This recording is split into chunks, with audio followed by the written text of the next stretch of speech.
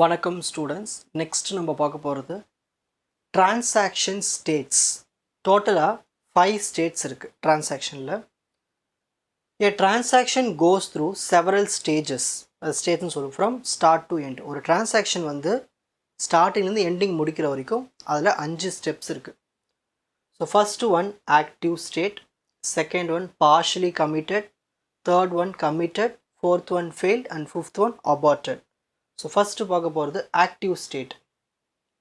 அதாவது ஆக்டிவ் ஸ்டேட்னு என்னதுன்னா, the transaction is currently being executed and operations are taking place.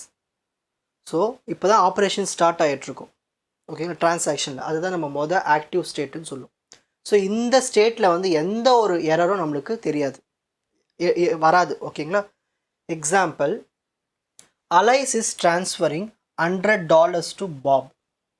Alice என்ன பண்ணுறான்னா பாபுக்கு $100 அனுப்புகிறான். The transaction is in active state while the system is deducting from Alai's account and adding to Bob's account. இது என்ன பண்ணும், Alice அக்கௌண்ட்டில் இருக்கிற பணத்தை எடுத்து அப்போ அங்கே மைனஸ் ஆகிடும், பாப் அக்கௌண்ட்டுக்கு ப்ளஸ் ஆகிடும். ஸோ இதுதான் இப்போதைக்கு ஆக்டிவ் ஸ்டேட்டில் இருக்குன்னு அர்த்தம். நெக்ஸ்ட், பார்ஷியலி கமிட்டட் ஸ்டேட்னு என்ன? The transaction has finished executing. Execution process முடிஞ்சு போச்சு. But changes have not yet been permanently saved to the database. So பணம் போய் சேர்றது வந்து எக்ஸிக்யூஷன் ப்ராசஸ் முடிஞ்சிச்சு, போய் சேர்ந்துடுச்சுன்னு அதோட இன்ஃபர்மேஷன்ஸ், ஓகே, அந்த டிரான்சாக்ஷனோட இன்ஃபர்மேஷன் டேட்டாபேஸில் ஸ்டோர் ஆகிருக்காது, சேஞ்சஸ் ஏற்பட்டிருக்காது. The system is checking if all the operations were successful. எல்லா ஆப்ரேஷன்ஸும் முடிஞ்சதுக்கு அப்புறமா தான் என்ன பண்ணும், அது போய் அப்டேட் ஆகும். ஸோ அதுதான் பார்ஷியலி கமிட்டட் ஸ்டேட், அப்டேட் ஆகாமல் இருக்கிறது. Example, after Alai's transfer, the system has updated Alai's account, but Bob's account has not been updated. So Alice அக்கௌண்ட்டில் பணம் போயிடுச்சுன்னு காட்டும், ஆனால் பாப் அக்கௌண்ட்டுக்கு பணம் இன்னும் வரலன்னு காட்டும். ஸோ அங்கே வந்திருக்கணும் இல்லையா, அதை பொறுமையாக தான் காட்டும். ஸோ இதுதான் பார்ஷியலி கமிட்டட் ஸ்டேட்னு சொல்கிறோம்.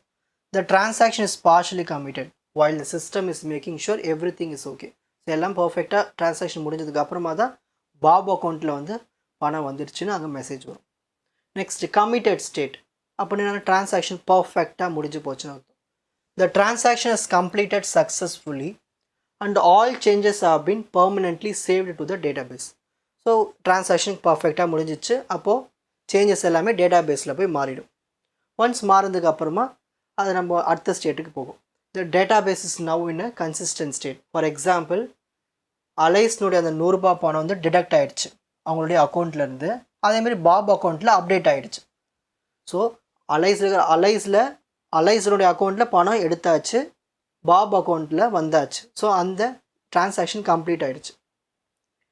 த transaction is now committed, meaning all changes are final. Next, failed state. Something went wrong during the transaction and it cannot proceed. So transaction ஏதாவது பிரச்சனை வந்துச்சுன்னா அந்த ஸ்டேட் தான் நம்ம ஃபெயில்டு ஸ்டேட்னு சொல்லுவோம். ஸ்டக்காகி நின்றுடும், அதெல்லாம் என்ன பண்ணணும், திரும்ப ஃபஸ்ட்லேருந்து பண்ணணும், roll back. The transaction is stuck and needs to be rolled back. The system cannot guarantee consistency unless the transaction is handled correctly. So failed state வந்தாலே திரும்பனாக roll back பண்ணும். Example, suppose the system crashes after deducting 100 from Alai's account but before adding it to Bob. So Alai's account வந்து $100 பாபுக்கு போகணும், ஆனால் Alice அக்கௌண்ட்லேருந்து பணம் வந்துடுச்சு, ஆனால் pop அக்கௌண்ட்டுக்கு போகிறதுக்கு முன்னாடி சிஸ்டம் கிராஷ் ஆகிடுச்சுன்னா என்ன ஆகும், ஃபெயில்டு ஸ்டேட்டுக்கு போயிட்டு திரும்பவும் ஆப்ரேஷன்ஸ் ஃபஸ்ட்லேருந்து பண்ண ஆரம்பிக்கும். Next, aborted state. ஒட்டுமொத்த டிரான்சாக்ஷனை கேன்சல் பண்ணுறது தான் aborted state. The transaction is cancelled and rolled back due to error or failure. So டிரான்சாக்ஷனில் ஏதாவது எரர் வந்துச்சு, ஃபெயிலியர் வந்துருச்சுன்னா திரும்ப என்ன பண்ணும், அந்த டிரான்சாக்ஷனை உடனே ஸ்டாப் பண்ணிவிட்டு ரோல் பேக் பண்ணும். ஸோ அதுக்கு தான் அபார்ட்டட் ஸ்டேட்டுன்னு சொல்லுவோம். All changes made during the transaction are undone. அந்த டைமில் ஏதாவது டேட்டா பேஸில் போய் ஏதாவது அப்டேட் பண்ணி வச்சுருந்தாலும் என்ன ஆகும், அதெல்லாம் திரும்ப அன்டன் ஆகிடும், அன்டூ பண்ணிவிடும். ஓகேங்களா. ஸோ நடக்காத மாரி பண்ணிவிடும். அந்த database is return to its previous consistency. So update பண்ணுறதுக்கு முன்னாடி டேட்டா பேஸ் எப்படி இருந்ததோ அதே ஸ்டேட்டுக்கு வந்துடும். இதுதான் அபார்ட்டட் ஸ்டேட்டுன்னு சொல்லுவோம். Example, after the crash the system detect the incomplete transfer and roll back to the changes. So அலைஸுடைய பேலன்ஸ் என்ன ஆகும், திரும்பவும் அவனோட ஒரிஜினல் $100 பணம் வந்து அலைஸ்கிட்டே வந்துடும், பாப் கிட்டே இருந்து. ஓகேங்களா. ஏதாவது நடுவில் பிரச்சனை வந்துச்சுன்னா அந்த டிரான்சாக்ஷன் நம்ம அபார்ட்டட் டிரான்சாக்ஷன் சொல்லுவோம். அதேமாதிரி பாபுடைய அக்கௌண்ட்லேயும் அந்த பணம் வந்து போய் சேர்ந்துருக்காது. இது எல்லாமே அன்டூ ஆகிடும். ரிட்டர்ன் ஆகும் சொல்லுவாங்களே, பேங்க்கில் கூட உங்கள் பணம் திரும்ப ரிட்டர்ன் ஆகிடும் சொல்லுவாங்களே, அந்த மாதிரி தான். இப்போது இதில் ரீடு ஒன்லி டிரான்சாக்ஷன் என்னதுன்னா, a read only transaction only retrieve the data from the database. So டேட்டாபேஸில் அதுக்கிற டேட்டா மட்டும் நம்ம ரெட்ரீவ் பண்ணுவோம். ஒன்ஸ் அதை எதுவுமே மாடிஃபைலாம் பண்ண மாட்டோம், அப்படியே இருக்கிற டேட்டா பார்ப்போம், வாங்குவோம், அவ்வளோதான். No changes are made to the database. Example, Alice want to check her balance or view her transaction history. Since she is not changing any data, the transaction is read only. So நான் யாருக்கெல்லாம் பணம் அனுப்பிச்சிருக்கேன், எனக்கு என்ன பணம்லாம் யாரெல்லாம் அனுப்பிச்சிருக்காங்க, so அதெல்லாமே நான் என்ன பண்ணுவேன், ட்ரான்சாக்ஷன் டீட்டெயில்ஸில் பார்ப்பேன். ஸோ அதை எதுவுமே நான் எதுவுமே சேஞ்ச் பண்ண முடியாது. இதுதான் வந்து read only transaction. Next read write transaction அப்படின்னு என்ன பண்ணுவோம், டேட்டாவை ரீடும் பண்ணுவோம், மாடிஃபையும் பண்ணுவோம். A read write transaction both reads data and modify it in the database. This is the most common type of transaction. Example, Alice என்ன பண்ணுறாருன்னா 100 ரூபாய் பணம் பாபுக்கு அனுப்பியாச்சு.